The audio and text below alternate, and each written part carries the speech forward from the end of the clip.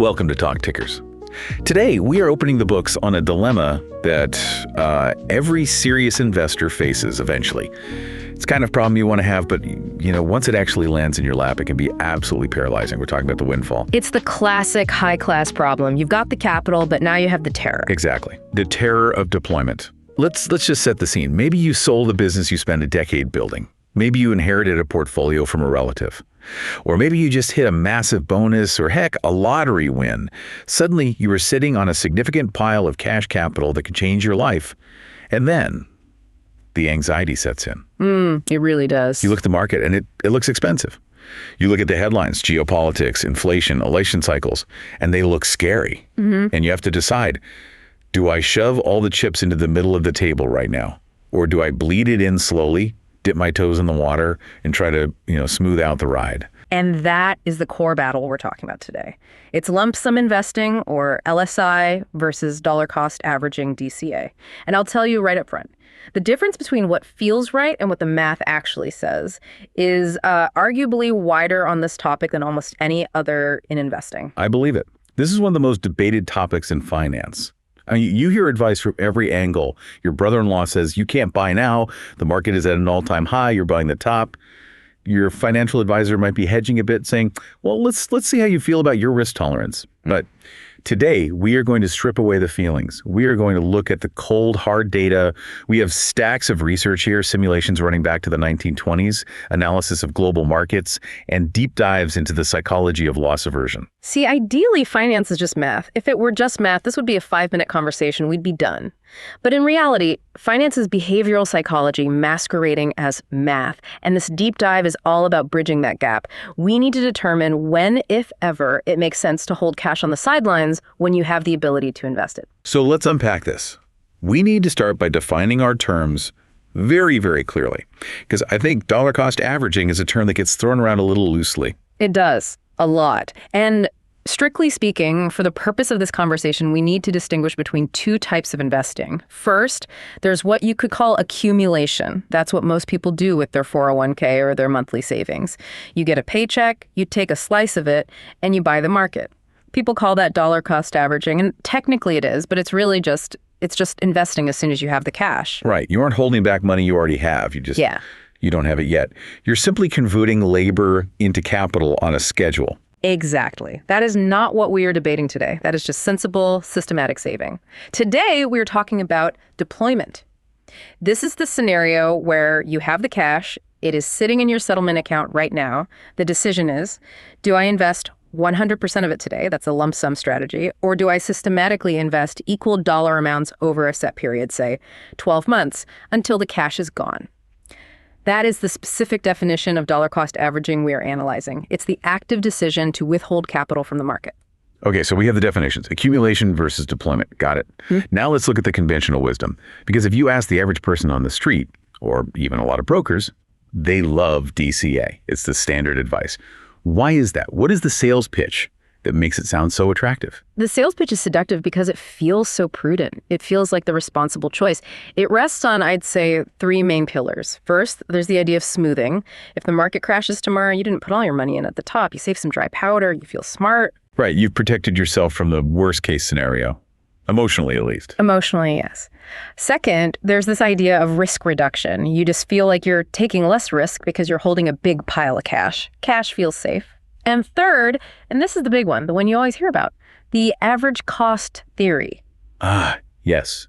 The idea that if the market dips, my regular payment buys more shares. If the market goes up, I buy fewer shares. So theoretically, my average cost per share ends up being lower than the average price of the market over that time. That's the pitch. It sounds like you're hacking the system. You are almost rooting for volatility because it gives you a discount. It turns investing into what feels like a win-win. If the market goes up, great, your invested money grows. If the market goes down, great, your cash buys more shares on sale. It sounds perfect. It really does. Almost too perfect. Like you found a cheat code for the stock market. And that is usually the first red flag, right? Yeah. When something sounds like a risk-free optimization in finance, you need to check the data. You need to look under the hood. So let's do that. Let's look at the reality. We've got data covering the US, the UK, Australia, Europe. We have market simulations going back 100 years. When you pit lump sum against dollar cost averaging, who wins? It's a blowout. It's not even close mathematically. The lump sum strategy outperforms dollar cost averaging approximately 2/3 of the time. 2/3. Yeah.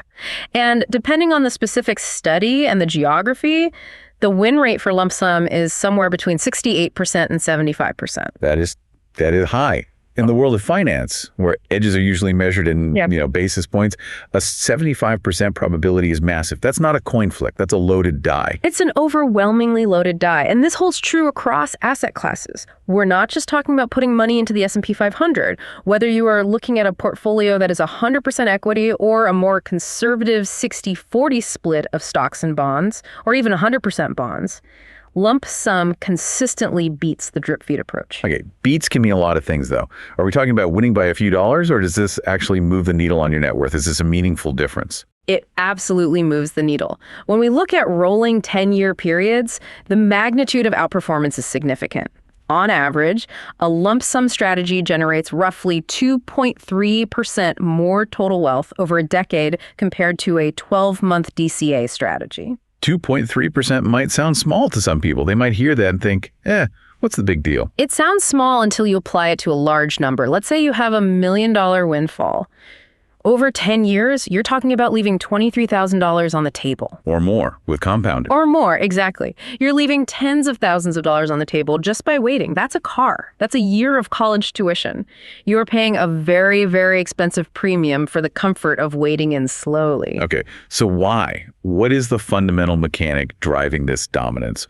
Why does getting it all in at once win so often? It comes down to the most fundamental premise of why we invest in the first place. It's something called the equity risk premium. We invest in stocks and bonds because over time we expect them to outperform cash. We take on risk, and we expect to be compensated for that risk with a higher return. And history confirms that this is true the vast majority of the time. So every day you hold cash, you are essentially betting against the house. You're betting against that fundamental principle. Precisely. When you choose to dollar cost average, let's say over 12 months, you are making an active decision to hold a portion of your portfolio in cash. On average, you're only about 50% invested over that year. That cash portion is earning the risk-free rate, or in some decades, basically zero. Meanwhile, the market, on average, is going up. You are suffering from what's called cash drag. The math is just simple. Since markets trend upward more often than they trend downward, probability favors immediate and full exposure. Well, wait. We all know markets don't go up in a straight line. We have crashes. We have vicious bear markets. The whole point of DCA, the whole sales pitch, is to avoid buying at the peak right before a crash. That's the fear, and it is a completely valid emotional fear. I get it. We all get it. But let's play that out. Let's look at the ultimate fantasy of the cautious investor: buying the dip. Oh, I love this part of the research. This is what you called the God mode scenario. Right. Let's imagine a theoretical game. You are an investor with perfect foresight. You are essentially a financial god. You know exactly when the market will hit its absolute bottom between any two all-time highs. So I have a crystal ball. I can see the future. I know the exact day, the exact minute when the S&P 500 hits the floor. You have a crystal ball. And you have two choices. Choice A is to just do a simple, boring, dollar cost averaging strategy investing a set amount every month, no matter what. Choice B is buy the dip. You hold your cash, you wait, and you dump it all in at the exact bottom of the market correction. You literally cannot buy at a better price. Well, choice B obviously wins. I mean, it has to. If I buy the absolute bottom, I'm a genius. My returns have to be better. You would think so, but the data says you're wrong. Even with godlike omniscience, buying the exact bottom underperforms a simple dollar cost averaging strategy more than 70% of the time. And it underperforms a lump sum strategy even more often than that. That just doesn't compute. How is that possible? How can buying the absolute bottom lose to just buying blindly every month? Because of the wait. The wait is the killer. While you are sitting there in cash, patiently waiting for that perfect dip to materialize, what is the market usually doing? Oh, you're going up. It's going up. It's compounding. Dividends are being paid and reinvested. The market might march upward for 3, 4, 5 years before it finally has a meaningful correction. So even if I eventually buy the dip, that dip might be at a price that's way higher than the price was 5 years ago when I started waiting. That's exactly it. You might be waiting for a 20% drop, but the market doubles before that drop ever happens. So you buy the dip, but you're buying it at a price 60% higher than where you could have bought on day one. The missed compound growth, the cash drag, it completely outweighs the benefit of your perfect entry price. That is staggering. So the hierarchy of performance is essentially lump sum is king. Simple, boring DCA is second. And trying to time the dip, even if you can do it perfectly, is dead last. Correct. Time in the market beats timing the market, even if you are a time traveler with a perfect crystal ball. Okay, but there are times when DCA wins. It's not 100% of the time. The numbers you quoted were, what, 68% or 75%? That leaves a roughly 25-30% chance that lump sum is the wrong move. When does that happen? What do those periods look like? It happens during secular bear markets or immediate catastrophic crashes. If you had a lump sum of cash in, say, September of 1929, obviously putting it all in was an absolute disaster. Let's talk about the Great Depression. That's the classic counter-argument, the ultimate bogeyman for the lump sum investor. It is, and it's a valid one. If you look at 1932 specifically, the market was an absolute free fall. In that environment, a 6-month DCA strategy would have saved an investor about 43% relative to a lump sum investment made at the start of that period. That is a massive, massive preservation of capital. So if you think the Great Depression is about to happen again tomorrow, you should DCA. Sure, but how often does that happen? And can you predict it? Now, let's look at the flip side. A more recent example. Look at the 2009 financial crisis. We had a huge crash. The market bottomed in March 2009. If you received a windfall in March of 2009 and you decided to play it safe by dollar cost averaging over the next 12 months, you got crushed. It's because the market recovery was a V-shape. It didn't mess around. It ripped higher, violently. By dragging your feet and dripping your money in, you missed the initial massive recovery. A DCA strategy started in March 2009 lagged a lump sum investor by 22%. You essentially paid a 22% penalty for your safety. And then there's what you call the dead zone era, the 1970s. That's a different kind of bad market. The 1974 to 1985 era is fascinating. It was a complete nightmare for market timers. If you were holding cash and waiting for a dip after the 1974 bottom, you didn't see a lower entry point for over a decade. All the while, inflation was just eating your cash alive, and the nominal market price kept drifting further and further away from you. This is the real danger of waiting for clarity. By the time the dust settles and things look safe again, the opportunity is often long gone. You know, I want to circle back to that average cost fallacy we touched on earlier. There was a really interesting paper that broke this down mathematically. They argue that the whole idea of buying more shares when prices are low is basically a cognitive error, a mental trick we play on ourselves. It is a bit of a magic trick. It's a framing issue. Proponents of DCA claim that DCA buys below the average market price. And mathematically, that statement is true. If the price fluctuates, a fixed dollar amount will buy more shares at the lows than at the highs. But the researchers point out that this is a totally biased comparison. Biased how? What are we comparing it to? You are comparing your strategy to a metric, the average market price over the last year, that you can't actually invest in. You can't go back in time and buy the average price of the last year. It's a theoretical number. The only real-world alternative you have to DCA is LSI. That's your other choice. So we shouldn't compare the average cost of the DCA shares to the average market price. We should compare it to the price on day one, the lump sum price. Exactly. And when you do that, because the market has a positive drift, the price on day one is usually lower than the average price over the next 12 months. Comparing DCA to lump sum is effectively comparing a strategy that is, on average, 50% invested over the period to one that is 100% invested. And if the market has a positive drift, which it does, most of the time, the 100% invested strategy wins. It's just math. There was also another fascinating point in the research, this one about sequence of return risk.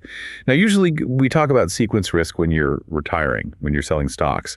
But this paper argued it applies to buying, too. This is a really nuanced and important point. They found that DCA actually increases the uncertainty of your outcomes.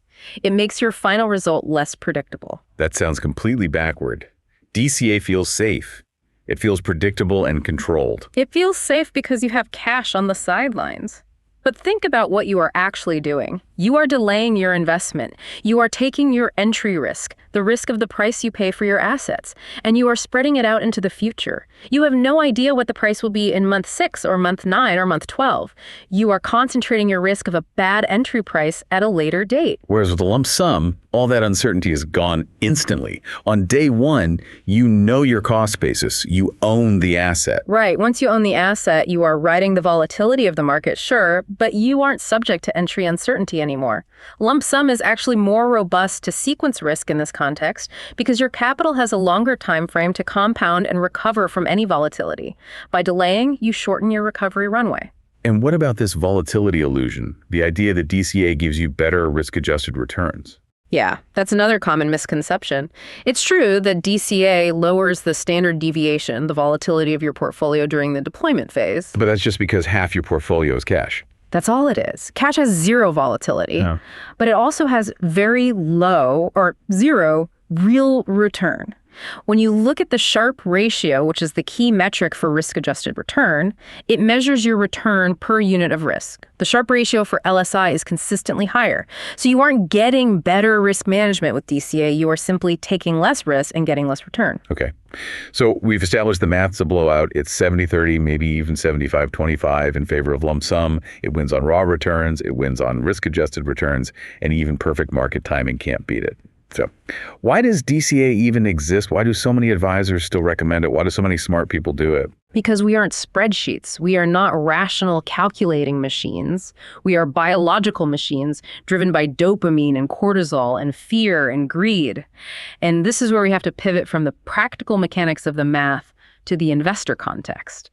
Because sometimes the mathematically suboptimal strategy is the biologically optimal one. This is the famous sleep at night factor. It is. The primary utility of dollar cost averaging is not financial. It is emotional. It's a regret minimization tool. And we're talking about loss aversion here, right? The work of Kahneman and Tversky. Exactly. Loss aversion is one of the strongest, most powerful forces in behavioral psychology. They proved through experiments that the pain of a loss is roughly twice as intense as the pleasure of an equivalent gain. Losing $10,000 feels twice as bad as gaining $10,000 feels good. Our brains are hardwired to avoid loss. So if I take my $1 million windfall and I dump it all into the market today, and next week the market drops 5%. You feel physically ill. You have lost $50,000 in a week. Your stomach is in knots. You're checking your phone every 2 minutes. And the danger, the real danger, is not the $50,000 paper loss. It is your reaction to it. If that drop causes you to panic, to say this was a huge mistake and sell everything at the bottom, then lump sum was the absolute wrong strategy for you. Right. So a suboptimal strategy that you can actually stick with is better than a theoretically optimal strategy that you abandon in a panic. Precisely. DCA acts as an insurance policy against your own bad behavior. You are paying a premium in the form of lower expected returns to avoid that acute psychological pain of a big, immediate drawdown. You are buying sleep insurance. And we can actually quantify that premium. Based on the data we talked about, the premium is about 2.3% of your wealth over a decade. Which is a real cost. It's not free. But if paying that premium keeps you invested for the long run and prevents you from making the catastrophic mistake of selling at the bottom, then it is money well spent. So, okay. Let's say an investor listens to all this. They understand the math, but they say, you know what? I just can't do the lump sum. I'm too nervous. I know myself. I need a DCA. How do they optimize that bad decision? How do they structure it to make it less bad? That's the right way to frame it. And the research is very clear on this too. If you must DCA, keep the duration short. What's the sweet spot? 3 to 6 months. Wow, that's really fast. Most people I hear talking about this are planning for a year, maybe 2. And that's a huge mistake. Remember, the data shows that the longer you drag it out, the worse your odds get. Every month you wait, the probability of underperformance increases. Extending a DCA plan beyond 12 months dramatically increases the opportunity cost. This is what you could call the cliff. If you're doing it over 24 or 36 months, you aren't really investing anymore. You are just procrastinating in a structured way. And you have to be absolutely rigid about the schedule, right? You can't just say, well, I'll invest my next chunk when it feels right. That is the kiss of death. That's just market timing in disguise. If you are going to DCA, you need a contract with yourself, a Ulysses Pact. I will invest $50,000 on the first of every month for the next 6 months, no matter what the headlines say, no matter what the market does. Yeah, because if the market drops, Your instinct will be to get scared and stop buying.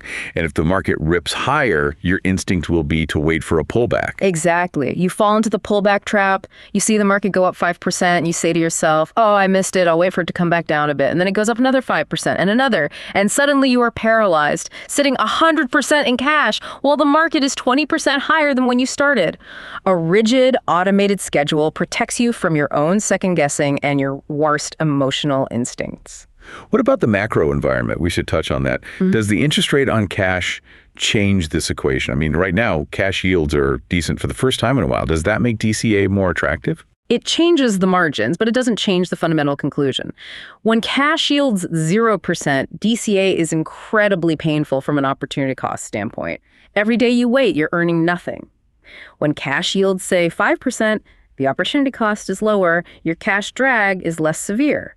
But you have to remember that equities still, historically, offer a risk premium above that risk-free rate, so you're still likely giving up return. Okay, what about valuation? This is the one I hear all the time. I would lump sum, but the PE ratio is 25, the Shiller KP is high, the market just feels expensive. Should that push you toward DCA? No, using valuation is a terrible short-term timing signal, just awful. Markets can stay expensive for years, decades even. If you looked at the market in 1996, all the valuation metrics said it was expensive. If you decided DCA or wait because of that, you missed one of the greatest bull market run-ups in history. By the time the crash finally came in 2000, the floor of that crash was still higher than the ceiling of 1996 had been. So using valuation to time your entry is just another form of market timing, another way of trying to be smarter than the market. It is. And usually the market humbles those who try. The best valuation tells you is something about long-term expected returns, like over the next 10 years. It tells you almost nothing about what will happen in the next 12 months. Okay, before we wrap this all up, I want to deliver the one question. This is the segment where we try to boil the entire deep dive down to a single, powerful query you can ask yourself or your advisor. I think for this topic, the question has to be, are you managing this capital for maximum expected wealth or for minimum potential regret? Oof, that cuts right to it. Why is that the question? Because this question forces you, or your advisor, to be honest. It forces you to admit whether your strategy is based on math or on emotion. And look, there's nothing wrong with choosing emotion. Peace of mind is a valuable commodity. But one must acknowledge the premium being paid for that emotional insurance. You aren't doing DCA to make more money. You are doing it to feel better and to avoid feeling terrible. And that's okay, as long as you know the price you're paying. That's a great way to put it. Let's recap the key takeaways from our deep dive today. Let's hit the big three. Okay, takeaway number one. The math is settled. There's no debate here. Lump sum investing outperforms dollar cost averaging in the vast majority of historical scenarios, somewhere around 70% of the time, across all major asset classes and geographies. Okay, takeaway number two. Cash is a drag. The perceived safety of DCA is actually the risk of missing out on the equity risk premium. Time in the market is your greatest ally, and the data shows that even perfect market timing buying the absolute dip loses to simple time in the market. And finally, takeaway number three. Know thyself. Investing is personal. If you are wired in a way that you absolutely must use DCA to psychologically handle allocating a large sum of money, then do it, but do it quickly. Keep it under 6 months, because a suboptimal strategy that you can stick with is infinitely better than a theoretically optimal strategy that you abandon in a panic. And as always, a quick reminder that past performance does not guarantee future results, and this is not personalized financial advice. Please consult with a professional. Indeed. The market is going to do what the market is going to do. All you can do is control your own strategy and your own behavior. We'll see you on the next tick.